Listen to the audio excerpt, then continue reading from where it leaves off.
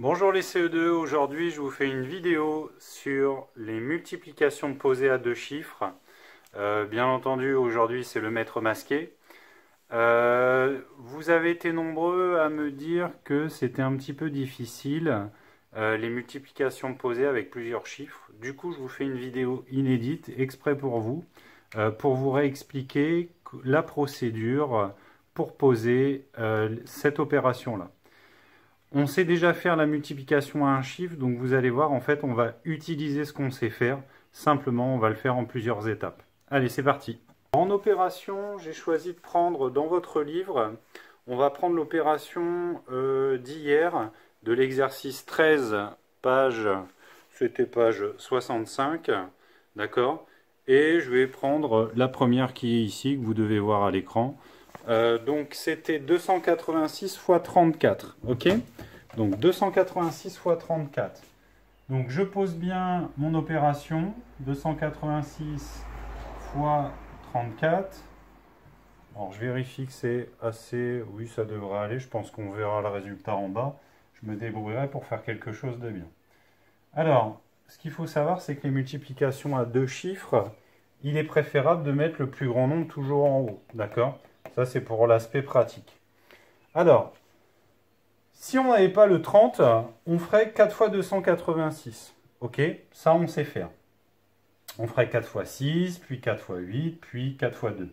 Non, on ferait 4 fois 6 unités, 4 fois 8 dizaines et 4 fois 2 centaines. D'accord? Mais pour simplifier la vie, on fait 4 fois 6, 4 fois 8, 4 fois 2. Ok? Ça, on sait faire, c'est ce par quoi on va commencer. Donc, à cette ligne-là, à la première ligne, comme je viens de vous le dire, on va faire 4 fois 286. Voilà. C'est bon. Est-ce qu'on voit à l'écran? Parfait. Voilà. On va mettre ça comme ça. Donc, à cette première ligne-là, on va faire 4 fois 286. Je garde toujours près de moi la petite table de Pythagore pour m'aider. Quand on pose des multiplications comme ça, on n'est pas en train d'apprendre les tables de multiplication. On est en train de les utiliser. C'est sûr que quand on les connaît, c'est beaucoup plus simple de faire les multiplications comme ça. Puisque du coup, il faut que vous réfléchissiez à ce qu'il faut faire. Il faut trouver le résultat là et il faut le recopier après. Donc voilà. Sachez que vous gardez ça près de vous. Donc on commence 4 fois 6.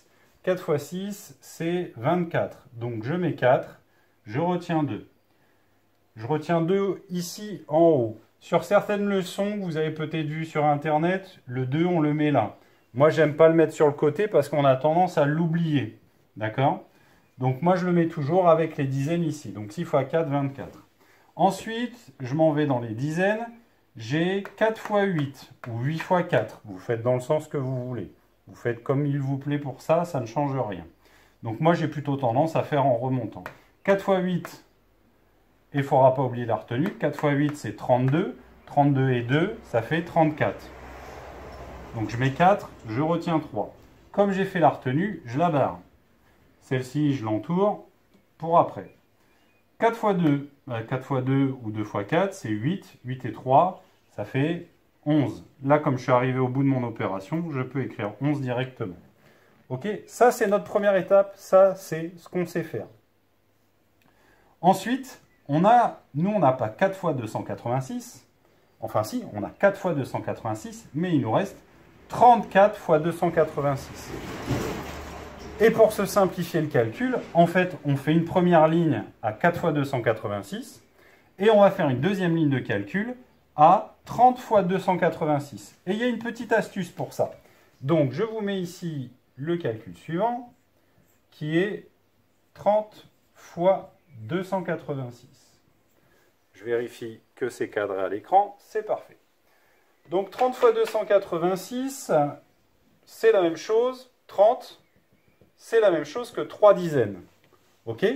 Donc le 0 qui est ici de 30, en fait, on va le mettre ici. Voilà, je le mets ici, le 0 de 30. Ce qui fait que du coup, maintenant, je ne vais plus faire 30 fois 286, je vais faire 3 fois 286. Et 3 fois 286, je crois qu'on sait faire. Et regardez, Là, la particularité, c'est que maintenant, je vais commencer directement au rang des dizaines. Ici, c'est le rang des dizaines. Alors, il ne faut pas oublier en route, c'est de commencer par les unités. Puisque c'est 30, 30 fois une unité, enfin ici 30 fois 6 unités. L'unité, comme elle est multipliée par des dizaines, elle devient une dizaine. C'est tout à fait logique. Donc 3 fois 6, maintenant je peux me lancer dans mon calcul. Je vais prendre la bonne couleur. Ça, c'est un conseil. Utilisez 2 couleurs. Vous utilisez une couleur pour les unités, une couleur pour les dizaines. Comme ça, vous vous repérez dans vos retenues si jamais il faut vérifier notre calcul. Alors, 3 fois 6. 3 fois 6, ça fait 18. Je mets 8, je retiens 1. Vous avez vu, l'unité est devenue dizaine.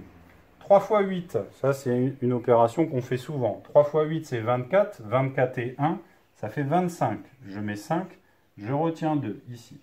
Bon, vous avez vu, là c'est un petit peu le chantier, mais retenu parce qu'il y a mon titre. Mais l'idée, voilà, l'idée c'est toujours de mettre les retenues là-haut. Du coup, je disais, donc 3 fois 8, 24, plus 1, 25. 25, j'ai mis le 5, j'ai retenu 2.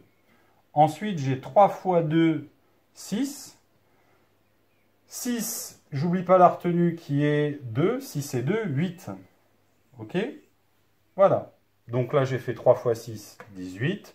Ensuite, j'ai fait 3 fois 8, 24, plus la retenue, ça faisait 25. D'accord? Ensuite, j'ai fait 3 fois 2, 6, plus 2, 8. Et là, j'en ai terminé. Maintenant, j'ai fait mes 2 multiplications. J'ai cassé le 34. Le 34, j'ai pris 4 et j'ai pris 30. Voilà. Et ça, c'est les multiplications que j'ai fait juste ici. Une fois que j'ai fait ces 2 multiplications-là, une fois que je les ai décomposées, là maintenant, il ne me reste plus qu'à les remettre ensemble. Pour les remettre ensemble, le mot ensemble, il veut dire ce qu'il veut dire, c'est qu'il faut faire une addition. Donc maintenant, je peux faire mon addition. 4 plus 0, 4. 4 et 8, 12. Je retiens 1. Hop, j'oublie pas la retenue. 1 et 1, 2, 5 et 2, ça fait 7. Et enfin, 1 et 8, 9. 9724. Vous êtes à la maison, d'accord? Vous pouvez prendre une petite calculatrice, vous pouvez prendre un smartphone, un ordinateur, pour faire la vérification, d'accord? Là, moi, je vais le faire. Je vais couper la vidéo, je vais mettre pause et je vais vérifier mon calcul. Ok? C'est pas interdit à ce niveau-là, c'est pas interdit à ce moment-là de se vérifier. Parce que si on a une erreur de calcul, après on cherche. On cherche où est-ce qu'on s'est trompé. On cherche est-ce qu'on s'est trompé aux unités, est-ce qu'on s'est trompé au résultat ici. Donc après, pour chercher, vous pouvez faire 4 fois 286, vous regardez si vous avez bien ça. Ensuite, vous pouvez faire 30 fois 286 et vous vérifiez que vous avez ça. Et à la fin, est-ce que vous trouvez ce total-là? Ok? Voilà, il y a plusieurs façons de se vérifier. Après, on peut refaire le calcul une fois, on ne sait jamais. Mais bon, on a des outils numériques, autant les utiliser. Voilà, donc je coupe la vidéo, je vérifie mes résultats, voir si je ne me suis pas trompé. Bon, je viens de tout vérifier. Donc en premier lieu, j'ai vérifié 4 fois 286, ça fait bien 1144. En deuxième lieu, j'ai vérifié 30 fois 286, ça fait bien 8580. Et après, j'ai pas additionné ça plus ça. J'ai repris le calcul du début, j'ai écrit ça dans la calculatrice, 286 fois 34, et j'obtiens bien ce résultat. D'accord? Pourquoi j'ai fait ça? Pour voir que je ne me suis pas trompé dans les recopies du nombre ou dans mon addition ici. D'accord? Après, j'aurais très bien pu faire l'addition et arriver là. Forcément, si ça est bon, logiquement, le résultat est bon aussi. Ok? Bon, bah, j'espère que cette petite vidéo vous aura servi. Je pense bien à vous, bien entendu. Et puis, bah, j'espère qu'on se retrouvera pour certains bientôt. Pour ceux qui restent chez vous, bah, voilà, vous êtes au chaud, vous êtes bien. C'est pas toujours rigolo, j'imagine. Mais prenez soin de vous et puis à bientôt.